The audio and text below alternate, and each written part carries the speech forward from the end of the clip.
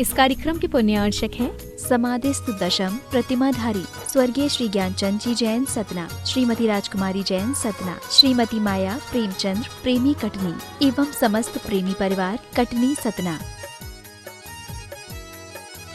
Firm Shri Dayoday ऊर्जा एवं जैविक खाद private limited, Bhopal Madhya Pradesh. Visat detergents private limited, Ahmedabad Gujarat. Trade enquiry number 9408659000। Website www.visatdetergents.com। Brahma Sagar ji Maharaj की जय जय जय। परम पूज्य सागर जी महाराज की, तीर्थराज सम्मेद शिखर जी की, अहिंसामयी जैन धर्म की। भगवदनों, बड़े सौभाग्य के क्षण है हमारे जीवन के, जबकि हम आज भगवान नेमिनाथ के जन्म कल्याण एवं तप कल्याण की शुभ तिथि पर गुणायतन में स्थित परम पूज्य आचार्य भगवान विद्यासागर जी महाराज के परम प्रभावक शिष्य महामना मुनिराज प्रभा सागर जी महाराज की निश्रा में विराजमान है। गुरुदेव की श्रीमुख से अपनी शंकाओं के समाधान सुन करके एवं प्रमाणिक ऐप में अपनी शंकाओं के समाधान प्राप्त करके जीवन को धन्य कर रहे हैं। आज मैं उन सबका, आप सबका गुणायतन परिवार की ओर से, सेवादन परिवार की ओर से वंदन करता हूं, अभिनंदन करता हूं और जोड़ने जा रहा हूं आचार्य भगवान के अग्रगण्य शिष्य महामना मुनिराज प्रभा सागर जी महाराज के चरणों से, जो जाने जाते हैं गुणायतन प्रणेता, संघ का प्रवर्तक, भावना प्रवर्तक एवं संरक्षण के रूप में, जिनकी वाणी को सुनकर के अब हम नहीं अपितु पूरा विश्व अपने जीवन को उन्नत कर रहा है, अपने जीवन को नई दिशा, नई राह दे पा रहा है। आइए हम गुरुदेव के चरणों से जुड़े। उसके पूर्व मैं चाहता हूं कि गुरुदेव का वरद हस्त हम पर आच्छादित हो आशीष के रूप में। अतः मेरे साथ उच्चारें, नमोस्तु महर्षि, नमोस्तु महर्षि, नमोस्तु महर्षि। गुरुदेव की परिकल्पना गुणायतन कुछ ही माहों में लोकार्पित होगी और लोकार्पण में कारण बनेंगे आप, आपका उदात्त भाव, आपकी उदारता। आपकी उदारता ने इतना बड़ा आयतन दुनिया में प्रस्तुत करने के लिए कारण बने हैं। आज भी बहुत से लोगों ने ऑनलाइन प्रत्यक्षतः उपस्थित होकर के अपने आप को गुणायतन संबद्ध किया है। मैं उन सबकी भूरी भूरी प्रशंसा करता हुआ उनके नाम उच्चार रहा हूं। आप भी तालियां बजाकर उनका अभिनंदन करें, उनकी अनुमोदना करें। निर्माण निधि के रूप में डॉक्टर प्रमोद जी पहाड़िया, श्रीमती ज्योति जी पहाड़िया शिलांग से, श्री राकेश कुमार जी जैन सहारनपुर से, श्रीमती अशोक जैन धर्मपत्नी स्वर्गीय मांगीलाल जैन सुधीर जैन भोपाल से, श्री अभय कुमार जी जैन शुद्धात्म जी मुजफ्फरनगर से, इन्होंने अपने आप को संबद्ध किया। बहुत बहुत साधुवाद, आपकी तालियां उन तक पहुंचे। निर्माण निधि के रूप में ही और अधिक राशि देकर के श्रीमती मुन्नी देवी जैन, विनीत, अलका, पुनीत, सुबिना, नमन, श्रुति, श्रद्धान, अवनी, अनप्रेक्षा जैन अजमेर से संबद्ध हुए हैं। बहुत बहुत साधुवाद। स्वर्गीय चंदा देवी जैन की स्मृति में श्री कमल कुमार जी, विमल योगेंद्र जी जैन दिल्ली, इन्होंने संबद्ध किया है अपने आप को। बहुत बहुत साधुवाद, आपकी तालियां उन तक जरूर पहुंचे। निर्माण मित्र के रूप में आज जिन्होंने अपने आप को संबद्ध किया है, ऐसे उदारमान व्यक्तित्वों का नाम उच्चार रहा हूं और वे उपस्थित हों तो शीघ्रता से आ जाएं, गुरुदेव का आशीष प्राप्त करें, उनका सम्मान करके हम हर्षित होंगे। श्रीमान दिव्य जैन, सुपुत्र कमल कुमार जैन, भव्य जैन, सुपुत्र कमल कुमार जैन दिल्ली, यदि उपस्थित हो तो शीघ्रता से आ जाएं, नमस्ते करें, आशीर्वाद प्राप्त करें और इनका सम्मान करने के लिए आमंत्रित करना हूं श्रीमान अरुण गंगवाल, ट्रस्टी गुणायतन रांची। श्रीमती पुष्पा जी जैन, मनोज जी जैन, प्रेक्षा जैन अजमेर, इन्होंने भी संबद्ध किया है अपने आप को निर्माण मित्र के रूप में। गुणायतन से मित्र बने हैं आज। बहुत बहुत साधुवाद के साथ आमंत्रित कर रहा हूँ, आइएगा, यदि उपस्थित है तो आ जाए। पुष्पा जी जैन शीघ्रता से आ जाए। पुष्पा जी, मनोज जी जैन, प्रेक्षा जी जैन नहीं है तो हम इनका सम्मान बाद में करेंगे जब अवसर आएगा। राजीव जी लोहाड़िया, श्रीमती अर्चना जैन लोहाड़िया इंदौर, उपस्थित हो वे भी आ जाए। श्री राजीव जी जैन, श्री माणिक चंद जी जैन आगरा, ये उपस्थित हो तो आ जाए। अब तालियां लगातार बजती रहे इनके लिए, कम से कम उपस्थित नहीं, अभी तालियां तो वजह ही। राकेश जी चंद चांदी वाले आगरा, आइए सम्मान करने के लिए। राजीव जी जैन, माणिक चंद जी जैन आगरा का सम्मान करने के लिए श्रीमान राकेश जैन चांदी वाली ट्रस्टी गुणायतन और श्री स्वरूपचंद जी जैन बेला झांझरी रांची, राब्य अजमेरा के जन्मदिन के अवसर पर इन्होंने सौभाग्य अपने जीवन का बढ़ाया है निर्माण मित्र के रूप में। आइए आशीर्वाद जी गुरुदेव से, इनका सम्मान करने के लिए आमंत्रित हैं श्री सिद्धार्थी कासलीवाल, गुणायतन के प्रशासक सिद्धार्थी कासलीवाल उपस्थित हो, आ जाएं। निर्माण सारथी के रूप में अपने आप को संबद्ध किया है श्री विजय कुमार जी जैन, नीलम जी जैन, अनुराग जी जैन, अहुना जैन दिल्ली ने। यदि उपस्थित हो तो शीघ्रता के साथ आइएगा, गुरुदेव नमस्ते कीजिए, आशीर्वाद प्राप्त कीजिए। आप आ रहे हैं। सम्मान करने के लिए आमंत्रित कर रहा हूं श्रीमान राकेश जी, रजनी जी गोधा, संरक्षक गुणायतन इंदौर, शिक्षा से आचार्य राकेश जी इंदौर से दी हैं तो सम्मान करने के लिए। और आज सूत्रधार के रूप में जो अपने जीवन के सूत्र संजोए हैं गुणातन के साथ, उन्हें मैं आमंत्रित कर रहा हूं। उनका सम्मान करने के लिए ससम्मान आमंत्रित कर रहा हूं गुणातन के समय संरक्षक, जैन जगत के भामाशाह श्रीमान अशोक जी पाटनी साहब को। वे अपने स्थान में खड़े होकर सम्मान करते रहेंगे। लगातार आपको सम्मान करना। बाकी सम्मान जितेंद्र कुमारी जैन, अंशु जी जैन आगरा, उनका सम्मान करने के लिए आप देख रहे हैं एक विभूति जितेंद्र कुमारी जैन, अंजू जी जैन, अंशु जी जैन आगरा, आ जाइए। अशुद्धर बने हैं जितेंद्र जी, आइए। अशोक जी सम्मान कर देंगे। चांदी वाले राकेश जी आपने सम्मान कर दिया, आ जाइए। राकेश जी सम्मान करेंगे। और शेष सम्मान हाँ स्वर्गीय माणिक राकेश जी भेजाएं। माणिक जी कोठारी, स्वर्गीय इंदिरा देवी कोठारी की स्मृति में नरेंद्र जी कोठारी, निर्मला देवी कोठारी बेंगलोर यदि उपस्थित हो तो शीघ्र से आए, गुरुदेव चरण के अभिवंदन करें, आशीर्वाद प्राप्त करें और उनका सम्मान करेंगे। जैन जगत के भामाशाह श्रीमान अशोक जी पाटनी महाराज, आप खड़े रहिए। और आज जिन्होंने अपने आप को संस्थापक सदस्य में जोड़ करके जीवन के सूत्रों को स्वर्णिम बनाया है, ऐसे श्रीमान महेंद्र जी, हेमा जी राव का, गौरव जी, सौरव जी राव का रांची, जो आज ट्रस्टी बने हैं, मैं आमंत्रित कर रहा हूं सम्मान आ जाएं, गुरुदेव चरण का अभिवंदन करें, आशीर्वाद प्राप्त करें। और इनका सम्मान करने के लिए उपस्थित हैं श्रीमान अशोक जी पाटनी साहब और श्रीमती सुशीला जी पाटनी भी आ जाएं। सम्मान करने की महिला आ रही हैं, आप भी आ जाएगी। श्रीमती सुशीला जी पाटनी भी आ जाएं। और आपकी तालियां सम्मान करने वालों के लिए और सम्मान पाने वालों के लिए लगातार बजती ही रहना चाहिए। ऐसे व्यक्तित्व से हम सम्मान। और अब मैं विलंब न करता हुआ आप सबको जोड़ने जा रहा हूं गुरुदेव चरणों से, जिनसे आप अपनी शंकाओं के समाधान प्राप्त करके जीवन को धन्य करेंगे, जीवन को अनुपम बनाएंगे। और इस कार्यक्रम को गति देने के लिए आमंत्रित कर रहा हूं, ससम्मान आमंत्रित कर रहा हूं बाल ब्रह्मचारी दशम चेंटा वाले, इन्होंने भी सोने प्रदान करके जीवन धन्य किया है।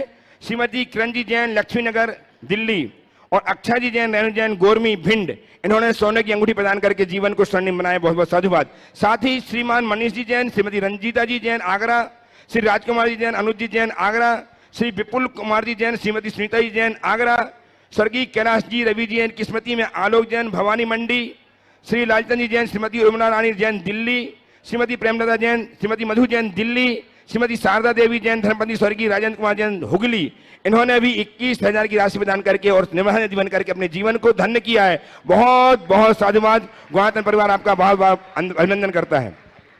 प्रथम प्रश्न के लिए तैयार रहे श्री विकर्ष जैन। बात अनजानी है, क्या सागर को मालूम नहीं किस बूंद में कितना पानी है। गुरुदेव, मेरा प्रश्न यह है कि दो शब्द होते हैं, समर्पण और श्रद्धा, क्या विचार करना चाहिए। नमोस्तु गुरुदेव। के लिए भी लोन मिलने लगा,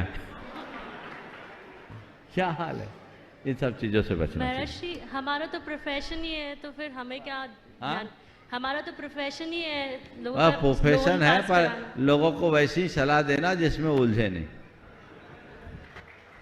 श्री आशीष जी जैन विद्या प्रामाणिक संघ जल्दी दिल्ली। अरुण जी गंगवाल, अरुण जी गंगवाल रांची ट्रस्टी गुणायतन। नमोस्तु गुरुवर, नमोस्तु गुरुवर। मेरा आज का प्रश्न आपके सानिध्य में बन रहे गुणायतन परिवार के द्वारा अभी वर्तमान में सहस्त्रकूट जिनालय, मुख्य जिनालय, साधना वस्तिका और अनुभव केंद्र से लेकर के है। गुरुजी, अभी 3-4 दिनों में अनेक साधर्मी बंधु और अनेक लोग इन चारों जगहों का अवलोकन कर रहे हैं और मैं बड़ा संक्षेप में बोल रहा हूँ। इतना अचंभित है वो लोग, माने एकदम उनके अंग अंग में उल्लासित भरा हुआ है और बोलते हैं कि क्या हो रहा है। 2 लाइन उन्होंने यूज की है, मैं आपके श्री चरणों में वो बताता हूँ। एक ने कमेंट किया, ये मानव द्वारा नहीं देव के द्वारा हो रहा है। और महाराष्ट्री दूसरी लाइन मैं एकदम ईमानदारी से बोल रहा हूं, उन्होंने कहा कि ये भगवान महावीर और आचार्य श्री की कोई डायरेक्ट रोशनी या कोई डायरेक्ट महाराज के पास आ रही है और उनकी सिद्धि से ये काम हो रहा है। अब महाराज श्री मैं उनको क्या उत्तर दूं, लेकिन सब अचंभित कार्यों को देख करके। देखिए, निश्चित जो भी लोग इस तरह की बातें कर रहे हैं, ये उनका अनुभव और अनुभव के साथ भावातिरेक भी है। निश्चित गुणायतन की परिकल्पना ही कुछ ऐसी है जो लोगों को जीवन में एक नया अनुभव दे। अब जो कहा गया देवों के द्वारा बनाई गई या महावीर भगवान और आचार्य का सीधा शक्तिपात है, मैं तो आपसे एक ही बात करता हूं, मैं देवताओं पर विश्वास नहीं करता, अपने पुरुषार्थ पर विश्वास करता हूं। और आप लोगों से भी मैं यही कहना चाहूंगा, देवों के भरोसे मत रहो, अपने भीतर की दिव्यता को उद्घाटित करो। हमारे पास बहुत क्षमता है। हाँ, जो दूसरा सवाल है उसमें मैं अपनी सहमति जरूर दूंगा, क्योंकि मेरा मानना है कि मेरी अपनी कोई बुद्धि है ही नहीं। मेरी बुद्धि जो भी चलती है ना, वो मेरे गुरुदेव की कृपा से चलती है। इसलिए सारा कर्तृत्व मैं उनको देता हूं, निमित्त मैं बन सकता हूं, लेकिन इसके पीछे का जो फोर्स है वो वहीं से आता है। बोले आचार्य विद्यासागर जी महाराज की जय। जब कोई बात मेरे मन में अटकती है, मैं आंखें बंद करता हूं, उन्हें याद करता हूं, अपने आप भीतर से समाधान निकल जाता है। तब लगता है कि मेरे हर निर्णय के साथ मेरे गुरुदेव हैं। और आपको बताऊं, गुणायतन के संदर्भ में ऐसे 3 जटिल प्रसंग आए जो ऐसे जटिल थे, आज तो बन गया सो आप लोग वाह वाह कर रहे हैं। ये सोरिंग राइड है, सोरिंग राइड को बनाना बड़ा टफ टास्क है, बहुत कठिनाई से बनता है। एक बार तो ऐसा हो गया था कि ये क्रैश हो जाएगा। सारी मेहनत धरी, सारे आर्टिस्ट और डायरेक्टर घबराए हुए थे। मैंने आंखें बंद की, मेरे आंखों में झलका गुरुदेव कह रहे चिंता मत कर। मैंने कहा निश्चिंत हो जाओ, सब हो जाएगा। और भी ऐसे अनुभव है जो अभी सार्वजनिक करने का समय नहीं है, लेकिन ये सब है। और इन सब के आगे आप सबका पुण्य है जो इसे करा रहा है। मैं तो केवल निमित्त हूं, पर मैं एक ही बात चाहता हूं, प्रशंसा से मेरा पेट नहीं भरने वाला। तुम इससे कितने प्रभावित हो, उससे मुझे कोई प्रसन्नता नहीं होने वाली। मेरी प्रसन्नता तो उस दिन होगी जब तुम सब परिवर्तित होगे, तुम्हारा जीवन रूपांतरित होगा। तो हमें प्रभावित नहीं होना है, परिवर्तित होना है। गुणायतन की परिकल्पना के पीछे की मूल भावना रूपांतरण है, ट्रांसफॉर्मेशन है। हर व्यक्ति का, पूरी समाज का वो अपने अंदर घटित होगा। और मुझे पूर्ण विश्वास है गुणायतन के माध्यम से आने वाले भविष्य में एक क्रांति खड़ी होगी जो समाज को एक नई दिशा दे। नमोस्तु गुरुवर। श्री सुनील जी अजमेरा हजारीबाग से संयुक्त महामंत्री गुणायतन।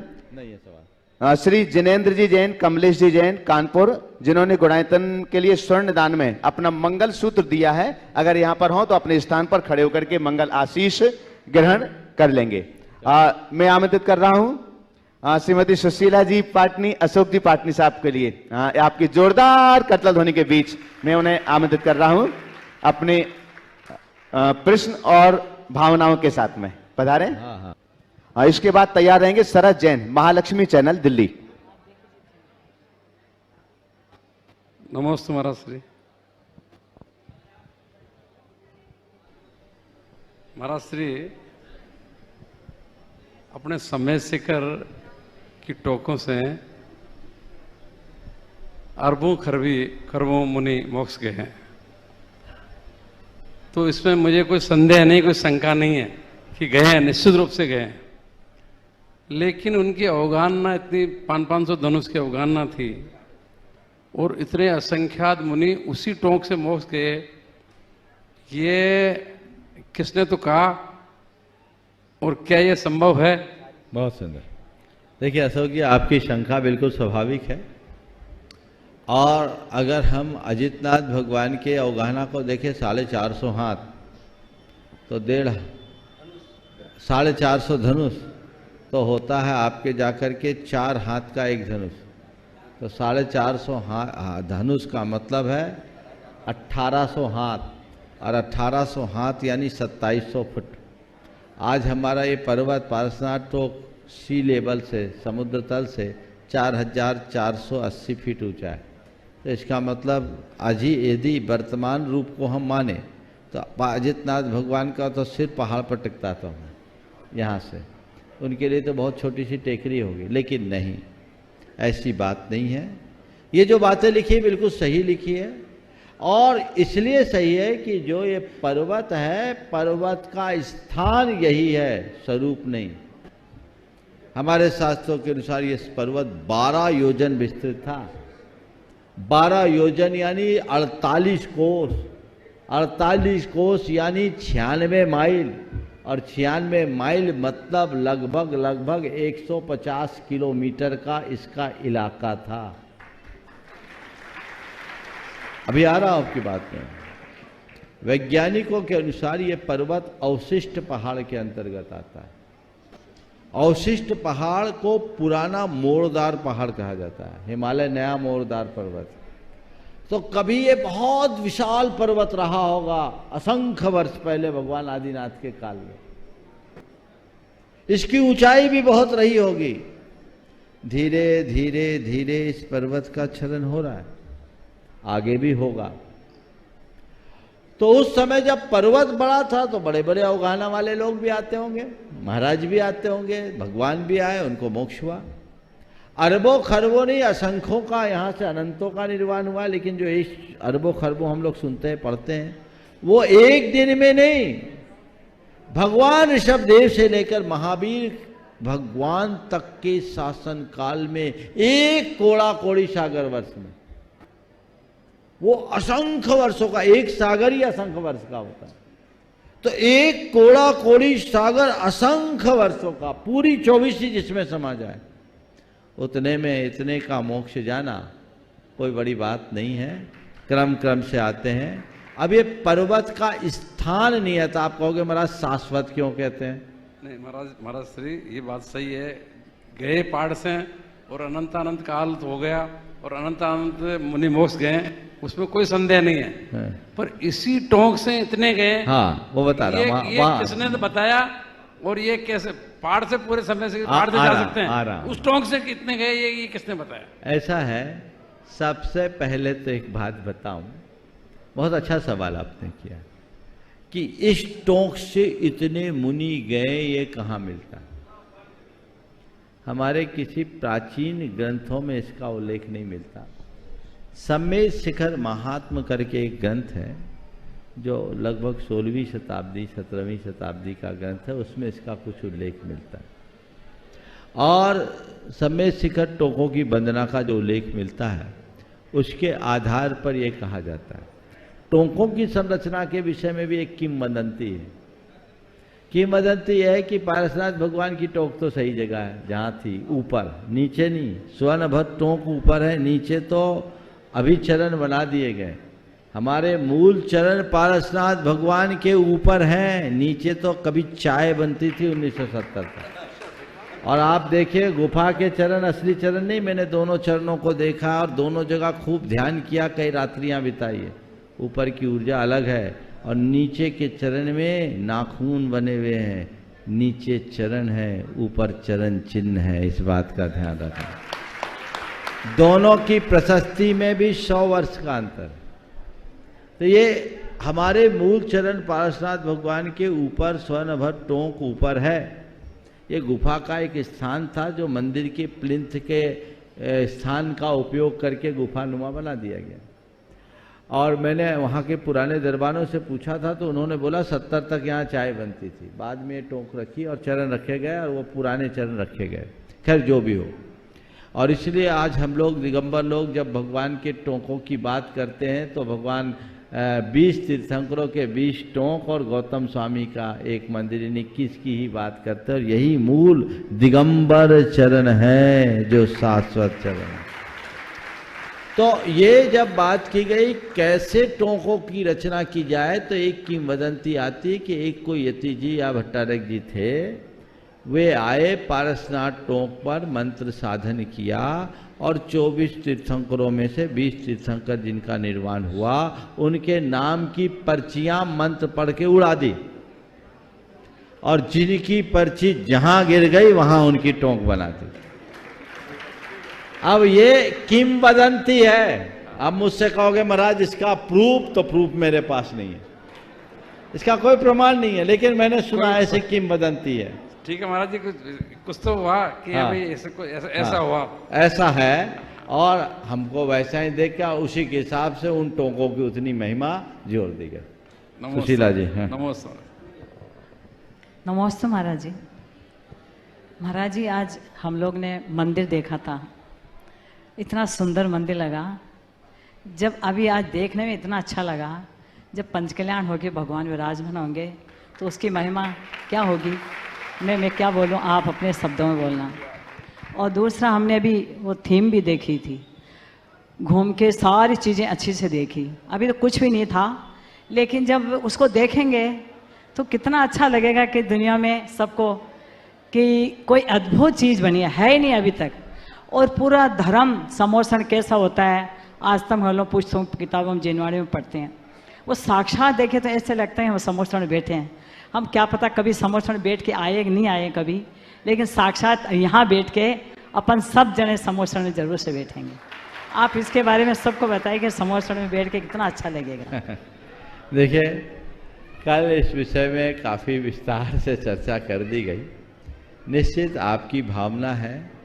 मैं तो ये कहूँगा एक लाइन में, ज़्यादा विस्तार से नहीं कहूँगा, नहीं तो लोग कहने लगेंगे महाराज तो बस एक ही राग अलापने लगे।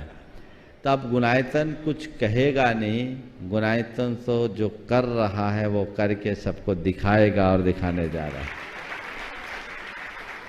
एक पंक्ति में बात केवल इतनी कहूँगा कि समो समो सरंद का जीवंत रूप यदि आप देखना चाहेंगे तो गुणायतन में आपको बहुत सहजता से दिख जाएगा, और आपको ऐसा लगेगा कि आप समो सरन को देख नहीं रहे हैं, अपितु समो सरन की वंदना करके उसके सभासद हो रहे हैं।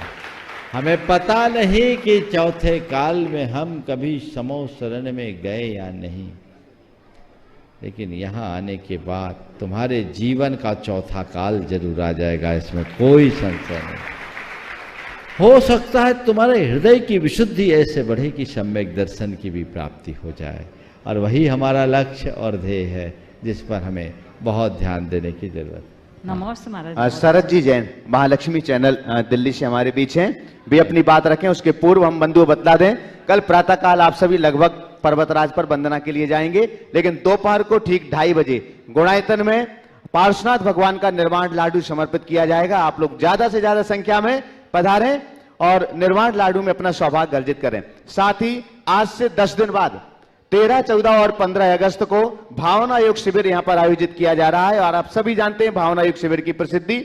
साथ में 31 अगस्त से 9 सितंबर तक पर्वरात परिसर में श्रावक संस्कार शिविर आयोजित किया जा रहा है, और इस वर्ष बहुत ज्यादा संख्या में शिविरार्थी आने की संभावना, क्योंकि 2 वर्ष से कोरोना टाइम में रुका हुआ था। तो जो लोग भी यहाँ पर पधारे हैं, अगर आप शिविर में आना चाहते हैं तो गुणायतन कार्यालय में आप अपनी उपस्थिति दर्ज कराएं, अपने को रजिस्टर्ड कराएं मात्र 5100 रुपए में, ताकि आपकी सुविधाएं सुविधा शुल्क के रूप में।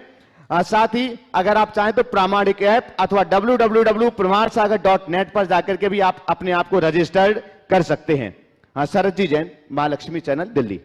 गुरुवर के चरणों में बारंबार नमन, और बड़े दिल वाले छोटे सभा में बैठे हैं आप सबको सादर जय जिनेंद्र।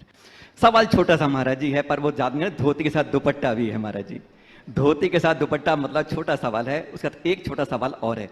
मैं ये बात कर रहा हूं, आज चल तीर्थ से मेरा अनुरोध है, अचल तीर्थ की सुरक्षा में 15 अगस्त आने वाली है, जब हम पूरा विश्व हमारे साथ देश का 75वां अमृत महोत्सव बनाएगा। हर कोई अपने घर पर तिरंगा फहराएगा, पर मन में आज यह कहता है पंचरंगा ध्वज कि मेरे बारे में मायूसी क्यों।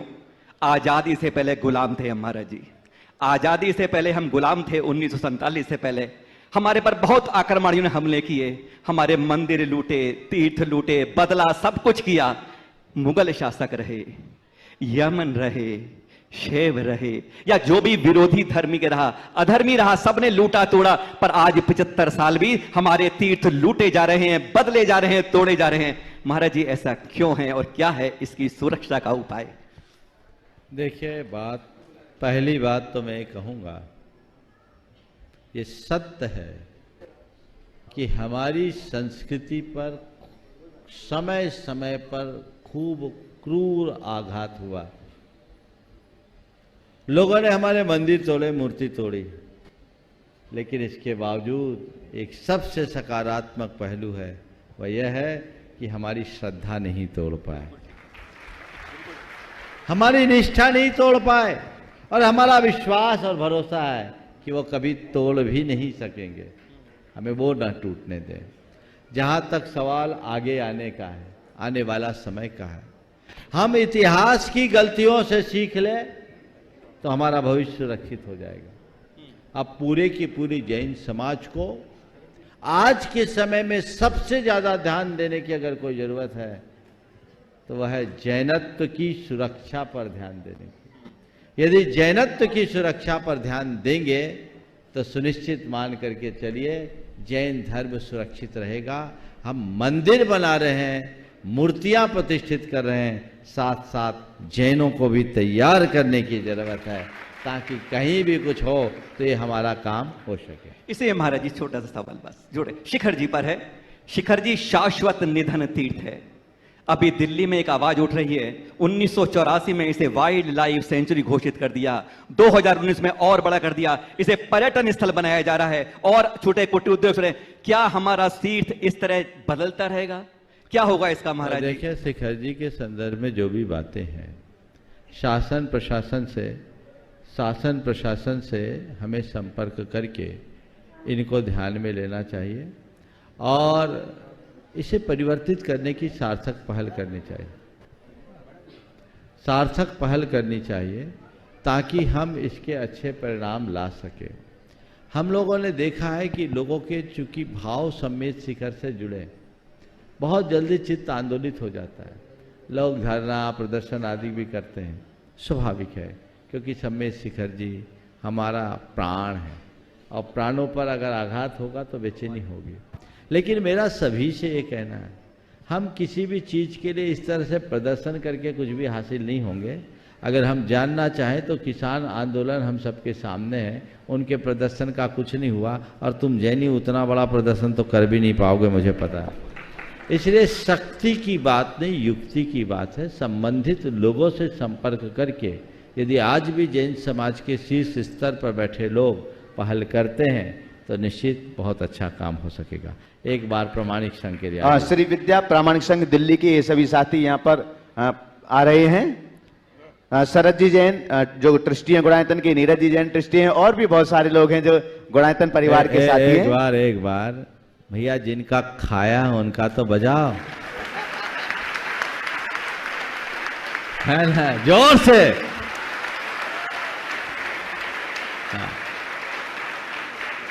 बहुत सब लोग सब तरफ चर्चाएं है महाराज जी, विद्या प्रमाणिक संघ ने तो गजब ढा दिया, तो अच्छी बात है। एक बार इनका स्वागत तो होना ही चाहिए, पिछले अनेक वर्षों से करते आ रहे हैं और इनका उत्साह बढ़ना चाहिए। सवाल करो, एक सवाल। गुरुवार पंच कल्याणक के लिए हमने भोजनशाला के लिए अर्जी लगाई हुई है, क्योंकि हमें ये जो भोजनशाला हमने ये यहाँ पे लगाई हुई है, कल से शुभारंभ हुआ है, ये हमारी तैयारी 4-5 महीने पहले शुरू हो जाती है। पूरी सारा प्रोग्राम बनना शुरू हो जाता है, कैसे क्या करना है। तो पंच कल्याणक के लिए कम से कम हमें 6 महीने तैयारी के लिए चाहिए। बहुत तो वो अर्जी लगाई हुई है, उसको एक्सेप्ट करके हमें। ये आज से इनकी अर्जी नहीं है, साल भर पहले से इन लोगों ने अर्जी लगा रखी कि यहाँ होने वाले पंच कल्याणक का पूरा भोजन हम लोग कराएंगे। बहुत बड़ा, अभी तक मैंने इन्हें आशीर्वाद नहीं दिया। मैंने कहा कि भाई वो पंच कल्याणक बहुत बड़ा होगा, व्यवस्थाएं बड़ी होगी और तुम लोगों को थैलियां भी बड़ी बड़ी रखनी पड़ेगी। तो इनने कहा, कह भी रहे कि महाराज हम दिल्ली वाले हैं, हमारा दिल भी बड़ा है। गुरुवर आपका आशीर्वाद रहेगा तो थैली क्या ट्रंक भर जाएंगे। हाँ ठीक है, भावना भाव, अभी से उसके संदर्भ में कुछ कहना ठीक नहीं समझता, लेकिन तुम लोगों के उत्साह की सराहना जरूर करना चाहिए और ऐसा है उत्साह बनाए रखो। भावनाएं होगी तो परिणाम भी जरूर मिलेगा। ओम। एक बार गुरुवर का 11 बार जयकारा सभी जोर से लगाएंगे। बोले गुरुवर प्रमाण सागर जी महाराज की जय जय जय जय जय जय जय जय जय जय जय। नमोस्तु गुरुवर। सवाल आगे आने का है, आने वाला समय का है।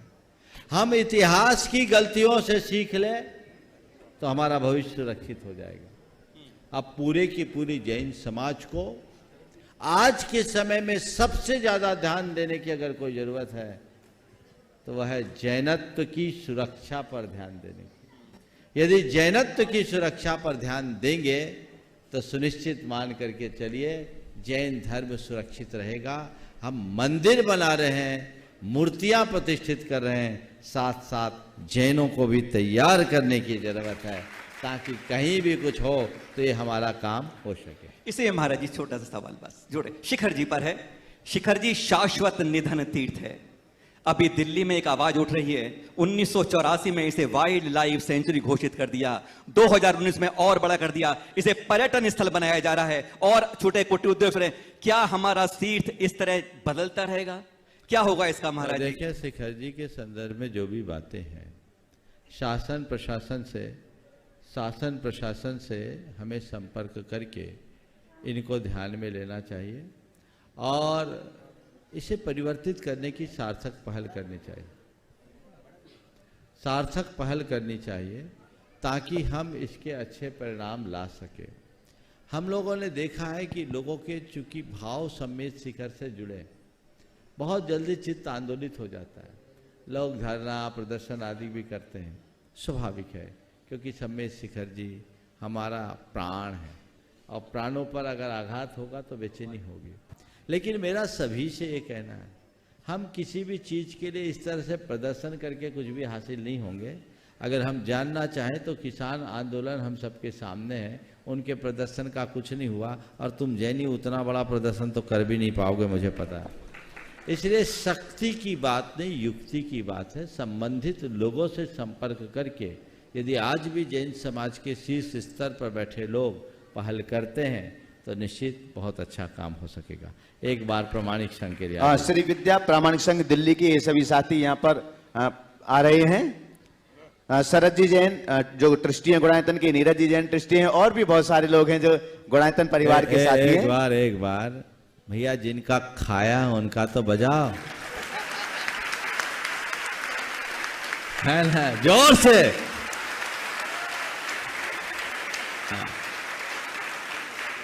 बहुत सब लोग सब तरफ चर्चाएं है महाराज जी, विद्या प्रामाणिक संघ ने तो गजब ढा दिया, तो अच्छी बात है। एक बार इनका स्वागत तो होना ही चाहिए। पिछले अनेक वर्षों से करते आ रहे हैं और इनका उत्साह बढ़ना चाहिए। सवाल करो, एक सवाल। गुरुवार पंच कल्याणक के लिए हमने भोजनशाला के लिए अर्जी लगाई हुई है, क्योंकि हमें ये जो भोजनशाला हमने ये यहाँ पे लगाई हुई है, कल से शुभारंभ हुआ है। ये हमारी तैयारी 4-5 महीने पहले शुरू हो जाती है, पूरी सारा प्रोग्राम बनना शुरू हो जाता है, कैसे क्या करना है। तो पंच कल्याण के लिए कम से कम हमें 6 महीने तैयारी के लिए चाहिए। तो वो अर्जी लगाई हुई है, उसको एक्सेप्ट करके हम। ये आज से इनकी अर्जी नहीं है, साल भर पहले से इन लोगों ने अर्जी लगा रखी कि यहाँ होने वाले पंच कल्याणक का पूरा भोजन हम लोग कराएंगे। बहुत अभी तक मैंने इन्हें आशीर्वाद नहीं दिया। मैंने कहा कि भाई वो पंच कल्याणक बहुत बड़ा होगा, व्यवस्थाएं बड़ी होगी और तुम लोगों को थैलियां भी बड़ी बड़ी रखनी पड़ेगी। तो इनने कहा, कह भी रहे कि महाराज हम दिल्ली वाले हैं, हमारा दिल भी बड़ा है। गुरुवार आपका आशीर्वाद रहेगा तो थैली क्या ट्रंक भर जाएंगे। हाँ ठीक है, भावना भाव, अभी से उसके संदर्भ में कुछ कहना ठीक नहीं समझता, लेकिन तुम लोगों के उत्साह की सराहना जरूर करना चाहिए और ऐसा उत्साह बनाए रखो। भावनाएं होगी तो परिणाम भी जरूर मिलेगा। ओम। एक बार गुरुवार का 11 बार जयकारा सभी जोर से लगाएंगे। बोले गुरुवार प्रमाण सागर जी महाराज की जय जय जय जय जय जय जय जय जय जय जय। नमोस्तु गुरुवार।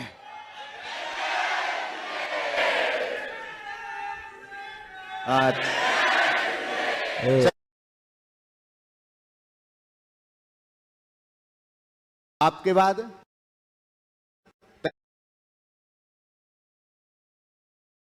तैयार रहेंगे।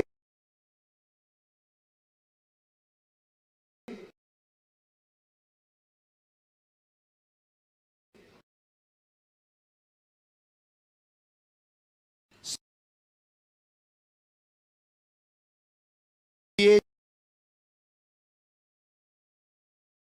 जो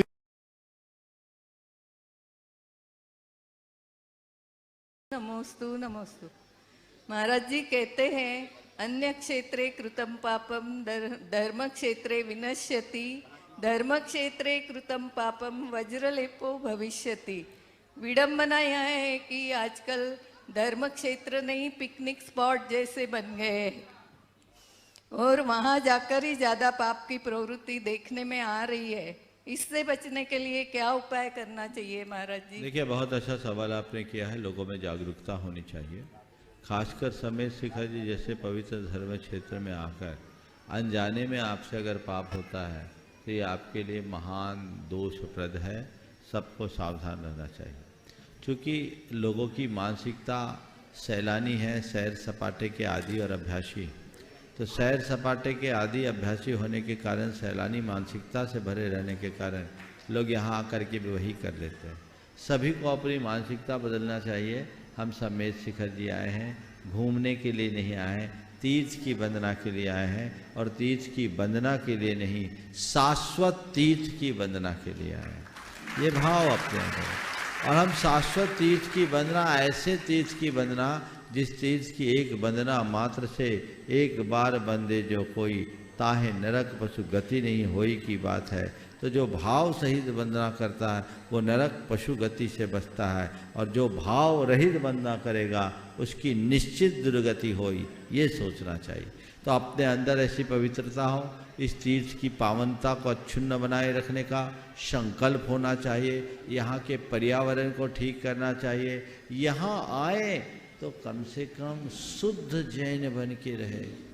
रात में भी खा रहे हैं, दिन में भी खा रहे हैं, इधर भी खा रहे हैं, उधर भी खा रहे हैं। लोग कहते हैं महाराज जी रात में यदि आप सड़क पर निकलो तो देख के लगेगा ही नहीं कि ये जैनियों का शाश्वत तीर्थ है, लगेगा किसी महानगर के खोमचे की गली में जा रहे हैं। क्या है? ये चीजें बदलनी चाहिए। मानसिकता बदलिए, इस तीर्थ में आकर अपने जीवन में पावनता लाइए, तभी आप अपने जीवन में कुछ कर पाओगे। कर्म काटोगे, ऊपर जाते हो, किस भाव से कैसी वंदना करते हो, कितना पुण्य कमाते हो, ये तो मुझे नहीं मालूम। पर इस तरह की हरकतों से होने वाला पाप बहुत भारी पड़ेगा, इसमें कोई संशय नहीं है। इसलिए सभी को इन बातों पर बहुत बहुत गंभीरता से ध्यान देना चाहिए। प्लास्टिक पॉलीथीन का उपयोग नहीं करना चाहिए। पर्वत पर किसी प्रकार का पाउच वगैरह का प्रयोग नहीं करना चाहिए। कोई भी इस तरह के डिस्पोजल की सामग्री का प्रयोग नहीं करना चाहिए। पूरा पर्वत समाप्त हो रहा है, छिन्न भिन्न हो जाएगा। और जब ये सब खत्म हो जाएगा तो हमारे लिए बचेगा क्या? और खान पान पर शुद्धि का विशेष ध्यान रखना ही चाहिए। नमोस्तु महाराज जी। सीए जूही जैन मोदी खोरई, प्रमोद कीर्ति प्रभांशु जैन, ओम जल्दी दीजिए, पथरिया आगे तैयार रहेंगे। पहले से माइक पहुंचाइए। जिनका भी हम नाम ले रहे हैं थोड़ा सा अपने स्थान पर खड़े हो जाएंगे, एक नंबर पहले। हाँ, दूसरा कौन है? प्रमोद जल्दी खड़े हो। पुनीत भाई के चरणों में त्रिवार नमोस्तु। महाराज जी, मेरा प्रश्न ये है कि आचार्य श्री जी की प्रेरणा से संचालित जो हथकरघा केंद्र है, वहाँ कहा जाता है कि शुद्ध वस्त्र मिल रहे हैं और महिलाओं को रोजगार दिया जा रहा है। तो इसमें हम सब आमजन अपनी भूमिका कैसे निभा सकते हैं, और यहाँ मिलने वाले शुद्ध वस्त्र और रोजगार पर भी प्रकाश डालिएगा। देखिए, आचार्य श्री का एक बहुत दीर्घदर्शी सोच है। कि हथकरघा जैसे उपक्रम को शुरू करके उन्होंने एक तरफ से अहिंसा का प्रवर्तन किया, वहीं लोगों को अहिंसा की ओर झुकाने का प्रयास किया। आज मुझे सुन के बड़ी प्रसन्नता हुई। आज डोंगरगढ़ की बहनें 2 दिन पहले मुझसे बता रही थी कि वहाँ पर जो महिलाएं हथकरघा का काम करी, आदिवासी महिलाएं, उनका पूरा परिवार शाकाहारी हो गया, उनको रोजगार मिल रहा है।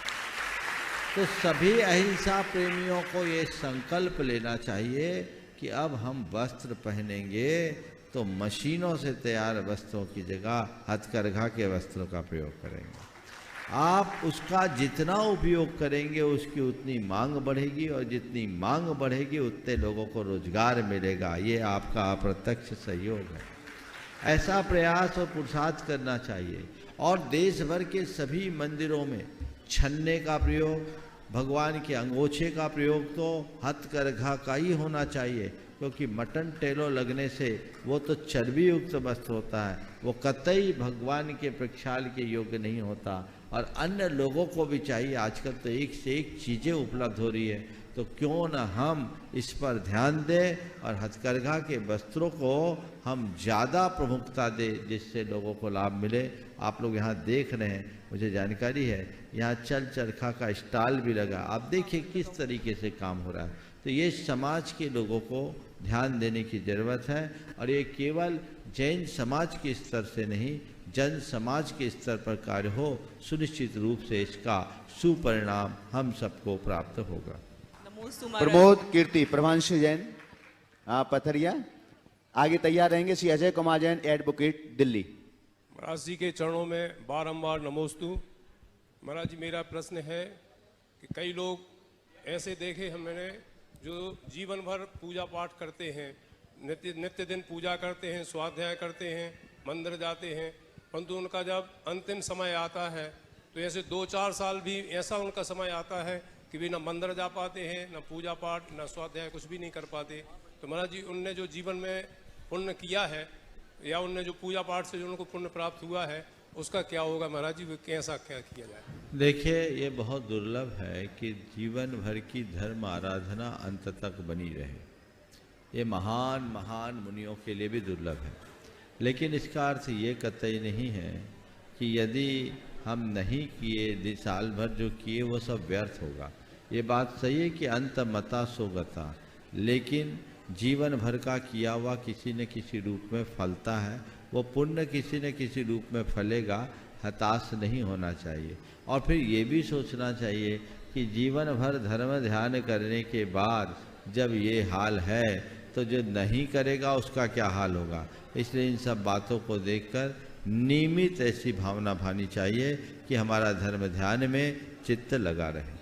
ओ अजय कुमार जी जैन एडवोकेट दिल्ली आगे तैयार रहेंगे। श्री नेहा शैलन जी जैन सागर ट्रस्टी गुणायतन। विद्या गुरु के नभ मंडल प्रश्न करो सवाल। गुरुदेव मेरी ओर से और ऑनलाइन धर्म ध्यान योग परिवार की ओर से बारंबार नमोस्तु, बारंबार नमोस्तु। गुरुदेव मेरा प्रश्न ये है कि अतीत में भी बहुत से आचार्य हुए, वर्तमान में भी बहुत आचार्य हैं, लेकिन चारित्र चक्रवर्ती आचार्य श्री शांति सागर जी महाराज के आगे जो चक्रवर्ती लगा वो कैसे और क्यों लगा? महाराज ने तो नहीं लगाया, भक्तों ने लगाया। और इसलिए लगाया कि वो महान तपस्वी थे, चरित्र के क्षेत्र में उन्होंने शिखर को प्राप्त किया, तो चरित्र चक्रवर्ती बोल दिए तो क्या बुराई है, अच्छी बात है, वो थे इसलिए है। नमस्ते गुरुदेव। चलिए अगला। हाँ जी, मुकेश माला बड़ा घर विदिशा। ये है ना सागर वाले नेहा। नेहा राहुल शैलन जैन सागर। उसके बाद तैयार रहेंगे मुकेश माला थोड़ा जल्दी बड़ा घर विदिशा।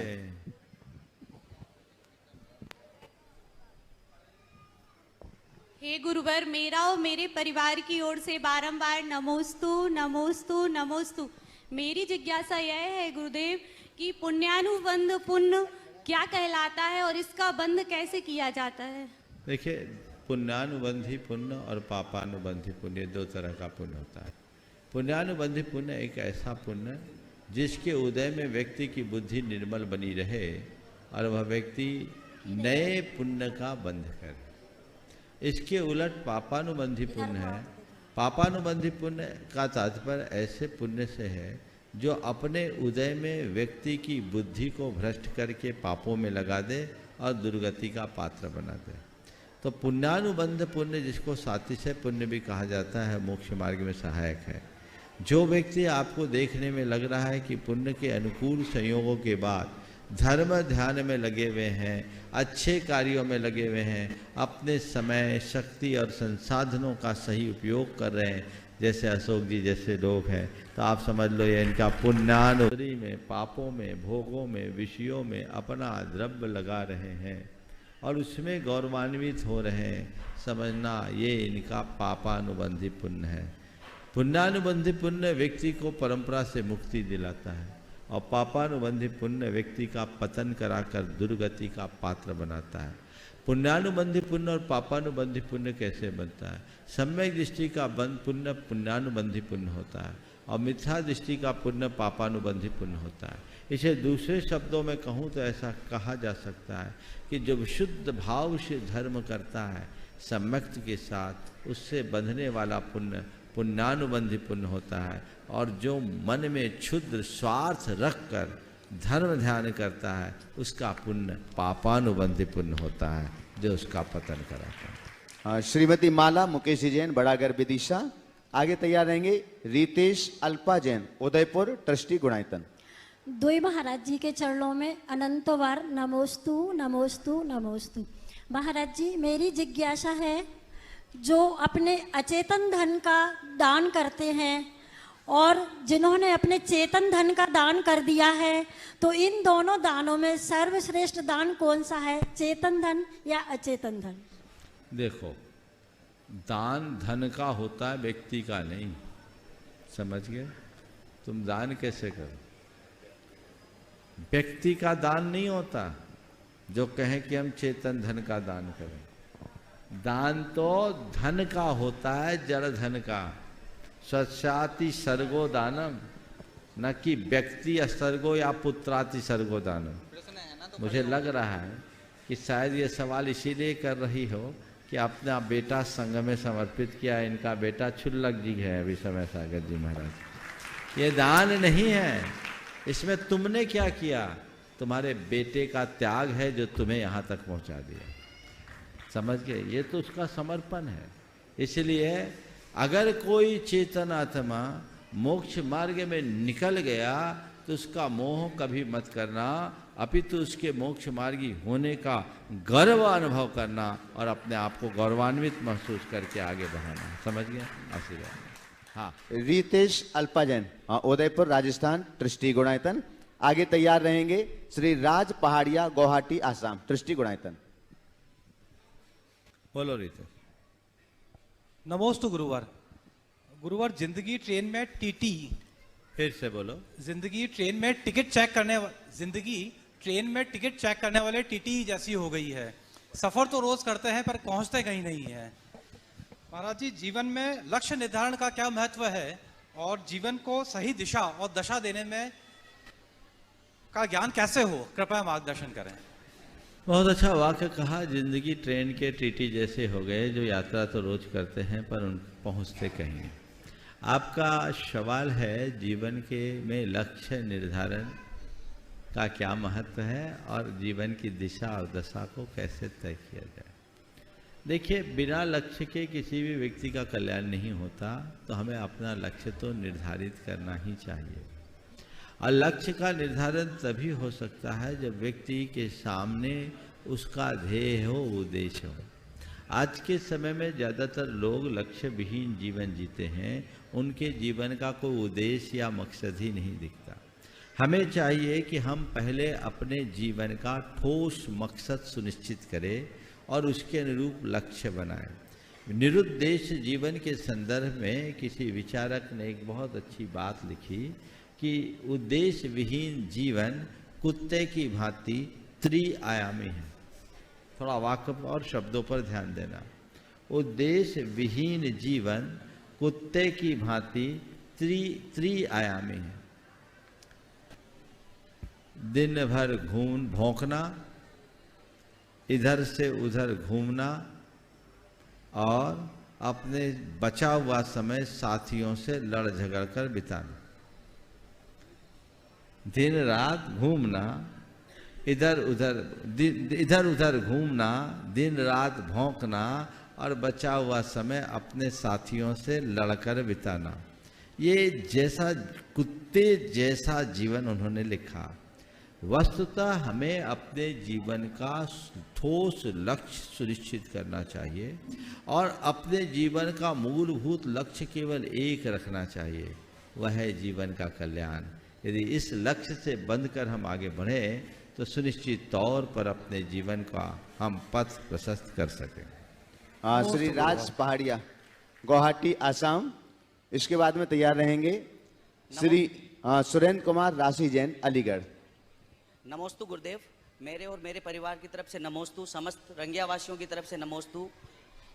मेरी वर्तमान की स्थिति को देख के मेरे मन में एक सवाल उत्पन्न हुआ है कि एक माँ अपनी सारी भूमिका पे खरी उतरती है और वो हर समय अपने बच्चों के कार्य को लेके और उसके अंत तक, मतलब अच्छे भविष्य के लिए हमेशा तत्पर रहती है। तो क्या आजकल के बच्चों के मन में वो संवेदनशीलता, वो भाव, वो हृदय कहाँ, मतलब उनके प्रति वो कहाँ चला गया कि वो माँ के प्रति भी तत्पर रहे? वो दिन भर उनको कार्य करते देख के भी उनका कोई हाथ नहीं बटाना चाहते हैं, वो दूर भागते हैं आजकल के बच्चे माँ बाप से।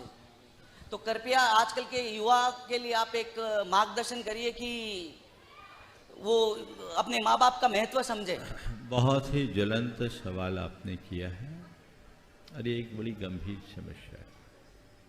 जब हम इसकी जड़ में जाते हैं तो मुझे इसके सबसे मूल कारण के रूप में एक बात समझ में आती है, वह है बदली हुई जीवन शैली। पहले हम लोग कौटुंबिक जीवन जिया करते थे, संयुक्त परिवार हुआ करता था, सहजीवन, परस्परता, प्रेम, बंधुत्व और आत्मीयता जैसे उदात्त जीवन मूल्य हम सबको सहज प्राप्त होते थे।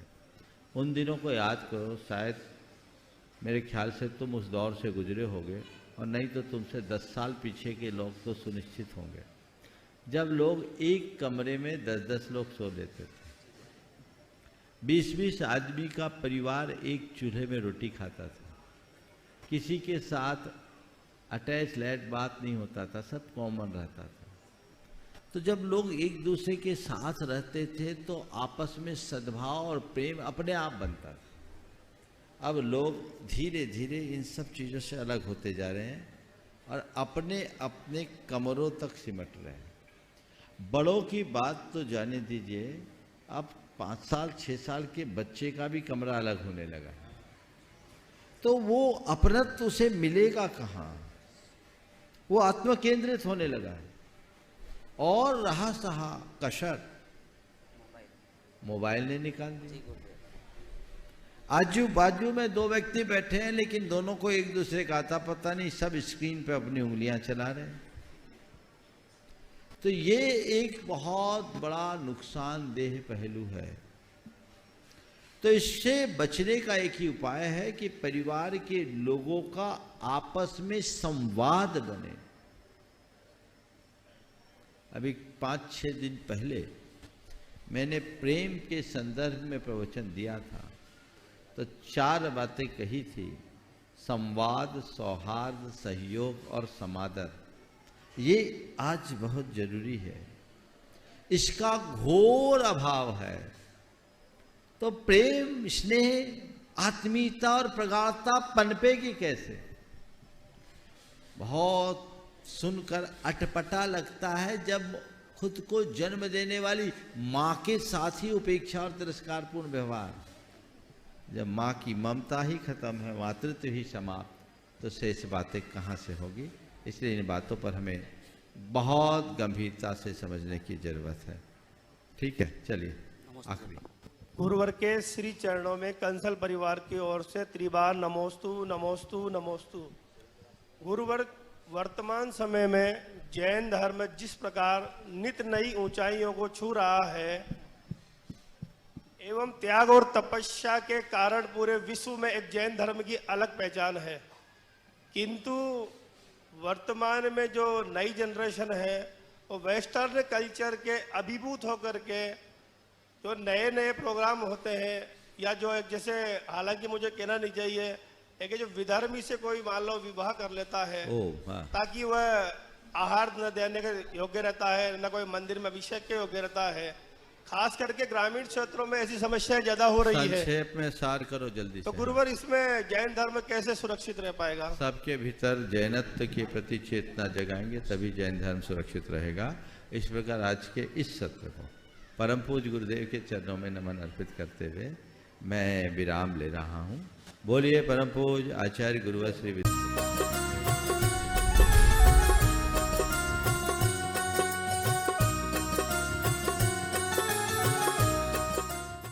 इस कार्यक्रम के पुण्यार्चक थे समाधिस्थ दशम प्रतिमाधारी स्वर्गीय श्री ज्ञानचंद जी जैन सतना, श्रीमती राजकुमारी जैन सतना, श्रीमती माया प्रेमचंद्र प्रेमी कटनी एवं समस्त प्रेमी परिवार कटनी सतना। फर्म श्री दयोदय ऊर्जा एवं जैविक खाद private limited, Bhopal Madhya Pradesh. Visat detergents private limited, Ahmedabad Gujarat. Trade enquiry number 9408659000। Website www.visatdetergent